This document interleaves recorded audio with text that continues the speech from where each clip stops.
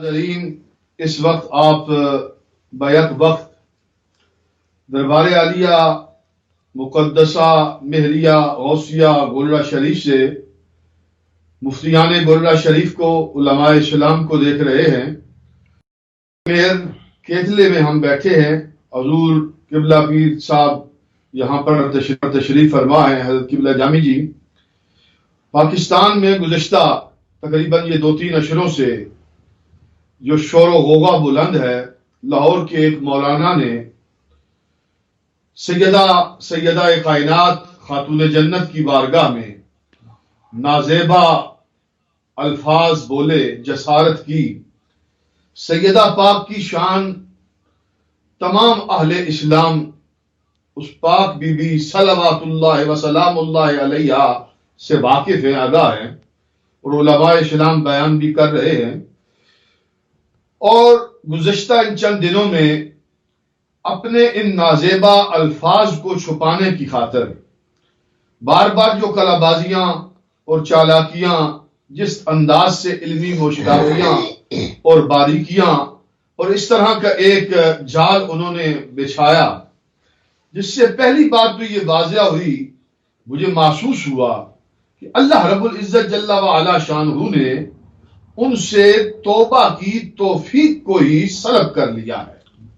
لگتا یہ ہے، آج کی تاریخ تک یہ بات ہمیں واضح محسوس ہوتی ہے کہ ان کے پاس اب توبہ کی توفیق نہیں رہی۔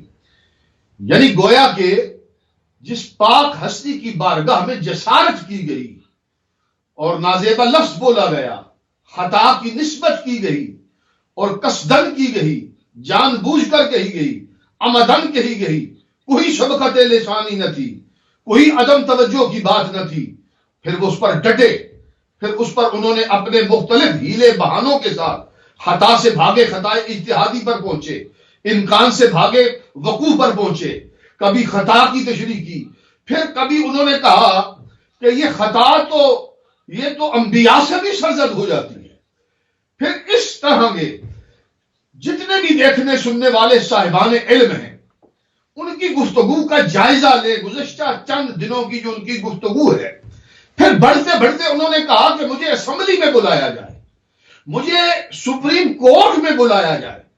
میں یہ پوچھنا چاہتا ہوں علماء سے، جن علماء نے مسئلہ ختم نبوت کو بالخصوص سمجھا اور مسئلہ ختم نبوت اور متنبی قادیان کو جن لوگوں نے پڑھا ہے، ذرا غور کریں، جس قسم کی واردات اور جو حربہ متنبی قادیان نے استعمال کیا، بالکل انہی نقوش پر یہ اشرف جلالی صاحب اپنے پاؤں دھیرے دھیرے رکھتے چلے آ رہے ہیں۔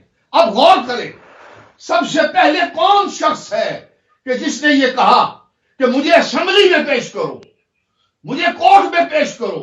یہ خواہش پہلے کس نے کی تھی؟ آپ کو یاد ہوگا کہ 1974 کے اندر مرزا ناصر نے یہ جسارت کی اور اس نے خواہش کی، اس کا انجام بھی سب کو پتا ہوگا۔ ایک پہلو۔ دوسرا، انہوں نے کہا کہ مجھے سپریم کورٹ میں پیش کیا جائے۔ کس سپریم کورٹ میں؟ کہ آج آپ جس جگہ پر کھڑے ہیں، آپ کی تحریک جس جگہ پر کھڑی ہے اور آپ کا نعرہ جس پر کھڑا ہے، وہ ساری تاریخ آپ کی کس نے زیرو کر دی؟ کس نے آسیہ کے کیس کو کہاں پہنچایا؟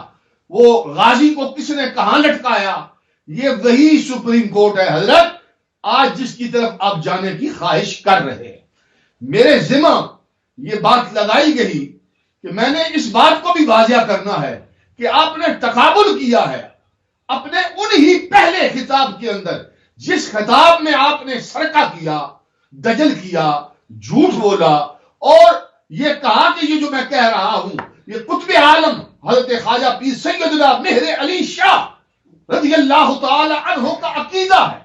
کتاب سامنے رکھی، بڑے غیر محسوس طریقے سے آپ نے دجل دیتے ہوئے، گویا کہ لفظ آپ کے تھے لیکن آپ احساس یہ لوگوں کو دلوانا چاہتے تھے کہ سمجھنے والے یہ سمجھے کہ یہ لفظ پیر صاحب نے کہے، اور بالکل بعد میں لوگوں نے سمجھا، نہ صرف لوگوں نے سمجھا آپ کی اس بات سے، بلکہ آپ کے حواریوں نے اس کو مزید ہوا دی. لیکن جب مزید آپ کو پتہ لگا کہ میرا تو سرکہ پکڑا گیا ہے، میری تو چوری پکڑی گئی ہے، تو آپ نے اپنے اگلے بیان میں پھر واضح کر دیا، نہیں ہم نے کب دعویٰ کیا کہ یہ لفظ پیر صاحب کے تھے. لیکن حضرت آپ کی چالاکیاں، آپ کی یہ کلا بازیاں ہم نہیں سمجھتے، علماء نہیں سمجھتے. یہ آپ کسی کو کیا بتانا چاہتے ہیں؟ آئیے، آپ نے اس اپنی گفتگو میں ایک اور جسارت بھی کی. آپ نے اپنا تقابل کیا کس کے ساتھ؟ قطب عالم حضرت خواجہ پیر سیدنا مہر علی شاہ رضی اللہ تعالیٰ عنہ سے، جو امام المسلمین ہے، جو مامور من الرسول ہے، جو اتنی عظمتوں کے مالک ہیں کہ جن کی رگوں میں جو خون دوڑ رہا ہے وہ سیدہ کائنات سیدہ فاطمہ زہرا کا ہے، وہ حضرت امام حسن مجتبی کے اولاد ہیں. آپ ان سے اپنا تقابل کر رہے ہیں. پھر آپ نے داتا گنج بخش علی حجویری، آپ نے وہاں لفظ جو بولے حضرت داتا صاحب کے حوالے سے، آپ نے کہا یہ کشف المعجوب والے گنج بخش اتنے سطحی انداز میں لاہور شہر کے اندر رہتے ہوئے، داتا صاحب تو وہ ہستی ہیں جو پورے لاہور کے لیے پناہ گاہ نہیں، پورے برے صغیر کے لیے پناہ گاہ نہیں، ہر کلمہ گو مسلمان سنی کے لیے داتا گنج بخش علی حجویری وہ پناہ گاہ ہیں. آپ اس طرح سطحی انداز میں لفظ بولتے ہیں. حضرت قبلہ عالم کے حوالے سے جو آپ کے الفاظ ہیں، جس انداز سے آپ کا تیور ہے، آپ کی باڈی لینگویج ہے، غرور میں چمکتا ہے، آپ تکبر سے بھرے ہوئے سر تباہ تکبر کی ایک تصویر دکھتے ہیں. آپ ہم نے کوئی پہلا جب بیان ہم نے دیا، ہم نے آپ کو توجہ دلائی محبت کے ساتھ، پیار کے ساتھ، آداب کے ساتھ، لیکن ایک حد ہوتی ہے. دربار عالیہ گولڑا شریف سے حضور نصیر ملت کے پلیٹ فارم سے، اس جگہ سے آپ کے جانشینوں نے کوئی بات نہیں کی، وقت دیا آپ کو. آج کتنا وقت گزر گیا، علماء کے علماء آپ کے پاس گئے، پورے پاکستان کے قد آور شیوخ، مدارس کے اساتذہ، لیکن آپ نے ان سب کو کے ساتھ جس سلوک کیا، اور آپ تقابل کر رہے ہیں، اپنا وزن کر رہے ہیں، آپ اپنے آپ کو مساوی لے جا رہے ہیں کہ اگر ہم محب اہل بیت نہیں تو پھر مہر علی شاہ صاحب محب اہل بیت نہیں. 4 دن اپنا ریکارڈ چیک کر لو، پھر تقابل کرنا ان ہستیوں کے ساتھ جو 4 دن کے اندر 50 جھوٹ بول بیٹھا ہے. وہ تقابل کر رہا ہے ان پاک باز لوگوں سے جو جن کا زہد ہے، جن کا برا ہے، جن کا تقویٰ ہے، جن کا علم ہے، اور زمانہ گواہ ہے. اپنے بیگانے ہر شخص جو ہے وہ قطب عالم سیدنا پیر مہر علی شاہ کے سامنے اپنا سر تسلیم خم کرتا ہے.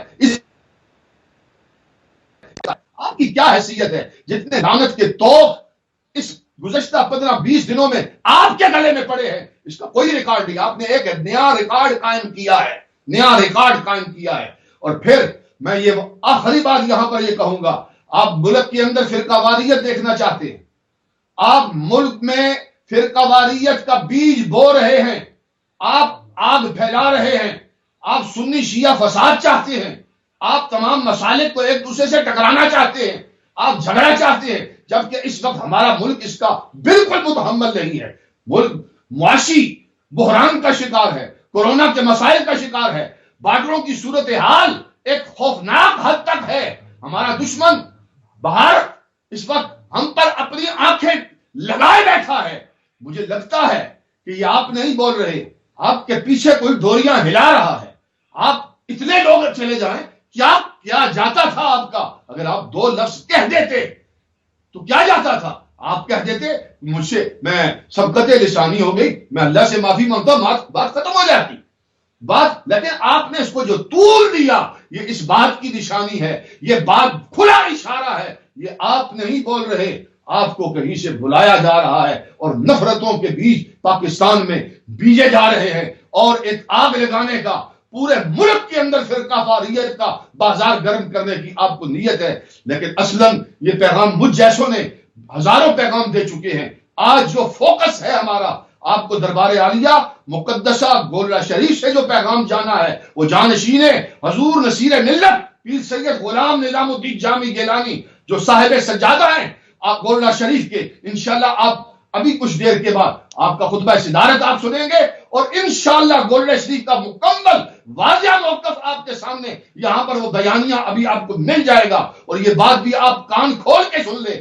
ابھی آپ نے چند نمونے کے طور پر علامہ ظفر اللہ ظفر صاحب اور جناب صداقت شاہ صاحب اور کچھ چند علماء نے جو خطاب کیے ہیں، یہ چند نمونے کے وہ علماء ہیں جو دربار عالیہ گولڈا